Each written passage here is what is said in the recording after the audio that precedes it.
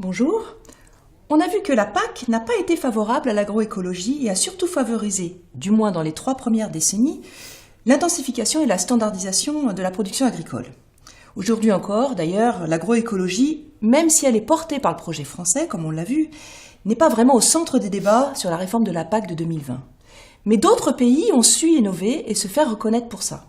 Et en particulier, la politique brésilienne en faveur de l'agroécologie. Pour en parler, nous avons invité Claire Cerdan. Claire, souhaites-tu te présenter en quelques mots pour discuter ensuite avec nous de ça? Oui, merci Sophie de m'avoir invitée. Bonjour, donc moi je suis chercheur au CIRAD et j'ai longtemps travaillé au Brésil dans le cadre d'universités, de centres de recherche et je me suis intéressée à l'agroécologie. Alors, peut-être la première question c'est est-ce que tu peux nous raconter brièvement comment la politique agroécologique est devenue un enjeu de société et de politique publique au Brésil? Alors peut-être je dirais que le point fort du Brésil, c'est que l'agroécologie, elle est le résultat de dialogues et de rencontres entre des acteurs publics qui font les politiques, de la société civile, donc des organisations, des ONG, des organisations de producteurs, mais aussi des chercheurs. Cette politique, elle s'est inscrite en fait dans une reconnaissance progressive de l'agriculture familiale au Brésil, qui a démarré dans les années 90. Au départ, l'agriculture familiale n'existe pas au Brésil, on ne la reconnaît pas du point de vue des acteurs publics, on s'intéresse seulement à la grande agriculture, celle qui produit des sojas sur des centaines d'hectares. Alors justement, le Brésil, comment réussit-il à concilier ce mouvement agroécologique fondé, comme tu viens de nous le dire, sur la défense de l'agriculture familiale, avec l'autre visage de l'agriculture brésilienne qu'on connaît aussi, cette fameuse agriculture très capitaliste, très intensive, industrielle que tu viens d'évoquer? Alors peut-être on reviendra sur l'histoire aussi, c'est que dans les années 70-80, on a vu l'émergence d'une agriculture qu'on appelait alternative. Donc là, c'était à la fois des producteurs, mais aussi des organisations, des ONG, qui travaillaient sur un projet technique, c'est-à-dire chercher des solutions pour un autre modèle d'agriculture. Donc elle s'est posée, cette agriculture qu'on appelait agriculture alternative, elle s'est vraiment posée en opposition, elle critique énormément les effets environnementaux et sociaux du modèle de la grande agriculture. Et donc il y a plein d'expériences dans plein de régions du Brésil, donc au sud, dans le nord-est, mais aussi en Amazonie, où les gens traitent à la fois de trouver des solutions techniques pour, par exemple, conserver le sol, mais aussi un projet politique, c'est-à-dire qu'il ne s'agit pas seulement de reconnaître l'agriculture familiale, mais aussi des communautés rurales, comme les Indiens, par exemple, en Amazonie, ou les collecteurs de latex. Et ce qui est très intéressant dans ce processus, c'est que finalement, les expériences locales ont fini par s'organiser et à émerger et gagner en visibilité au niveau national. Donc elles se sont organisées, il y a eu des mouvements qui ont été créés autour de l'agroécologie, donc l'agriculture alternative puis l'agroécologie, et qui a permis en fait de commencer à établir ce dialogue entre la grande industrie et la grande agriculture et l'agroécologie.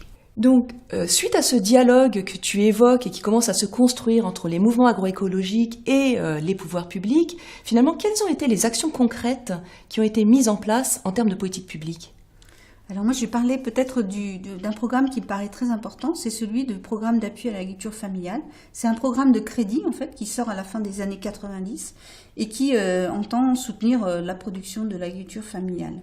Donc c'est un programme qui reste très sectoriel, c'est-à-dire c'est que le ministère de l'Agriculture qui s'en occupe, et c'est aussi un programme qui ne remet pas en cause le modèle agricole et qui reste relativement conventionnel. Ce changement, en fait, le changement et l'introduction de la notion d'agroécologie et la réflexion de l'agroécologie dans ces programmes publics, il vient un peu plus tard, et il vient notamment avec l'arrivée de Lula, qui introduit le thème de la souveraineté et de la sécurité alimentaire dans sa campagne et dans son programme de gouvernement, et qui permet en fait d'ouvrir un petit peu les relations entre les différents ministères. D'accord, donc ça veut dire que quelque part, quand Lula arrive au pouvoir, il élargit la thématique de la production agricole aux autres enjeux de société comme la santé, l'éducation, l'environnement. Et du coup, ça se traduit aussi concrètement par quel type d'opération d'appui à ce programme-là ou à l'agroécologie? Donc Lula, il va essayer le gouvernement Lula, il va essayer à la fois d'inventer des nouveaux instruments, mais aussi d'en recycler. On va dire ça comme ça. Donc c'est des instruments existants qui sont, on va dire, écologisés. C'est-à-dire qu'on va mobiliser ces instruments pour favoriser l'agroécologie. Je parlerai de 2 programmes notamment. Le programme qui correspond à des marchés institutionnels, donc c'est les programmes d'acquisition des aliments de l'agriculture familiale. Le gouvernement achète des produits de l'agriculture familiale, mais aussi un programme de restauration scolaire dans lequel on introduit la notion de produits bio, de produits organiques qui vont permettre en fait à la petite production agroécologique de positionner leurs produits sur des marchés. Et puis la dernière innovation, on va dire, c'est on avait parlé du PRONAF qui avait permis d'ouvrir le dialogue entre les acteurs publics et les organisations sociales et les organisations de producteurs. Un des derniers instruments qui me paraît très important et qui a facilité la diffusion de l'agroécologie, c'est la question de la certification. En 99, en fait, il y a une circulaire qui impose et qui oblige la certification des produits agroécologiques pour vendre sur le marché. Et donc là, commence à s'organiser une discussion. Donc il y a un groupe qui est établi en 2002 pour justement étudier comment on certifie des produits sans exclure des petits producteurs qui ne sont pas en mesure de payer les frais qui sont liés à la certification. Et donc ce groupe de travail, en fait, qui associe à la fois des chercheurs, des organisations de producteurs, des ONG et des acteurs publics, en fait, aboutit à la loi sur la certification, sur la production biologique et agroécologique, et donc qui propose 2 modalités de certification. La première avec un organisme certificateur comme on a en France, avec EcoCert par exemple, et un autre qui est par tiers, dont on connaît un peu l'expérience autour de Nature et Progrès. Et donc là, les producteurs entre eux s'évaluent et s'accompagnent, et donc il y a une espèce de garantie collective autour de la production et donc le produit est certifié de cette donc forme-là. une certification par les pairs en fait. Une certification. Cette deuxième type de certification qui peut être adaptée aux conditions plus régionales ou locales. Complètement. D'accord. Ok, mais merci beaucoup. Et alors du coup, juste en mot de conclusion, finalement, cette politique ou ces politiques en faveur de l'agroécologie, est-ce qu'elles sont efficaces? Est-ce qu'elles portent leurs fruits? Et peut-être aussi, est-ce qu'elles ont un avenir dont on pourrait s'inspirer? Alors on peut avoir ça dépend comment on regarde le verre, moitié plein ou à moitié vide. On peut avoir une vision optimiste, c'est qu'il y a eu beaucoup d'avancées, notamment autour du dialogue, mais aussi par exemple ce type de certification réellement permet aux agriculteurs d'aller sur des marchés et donc de vivre de leur production.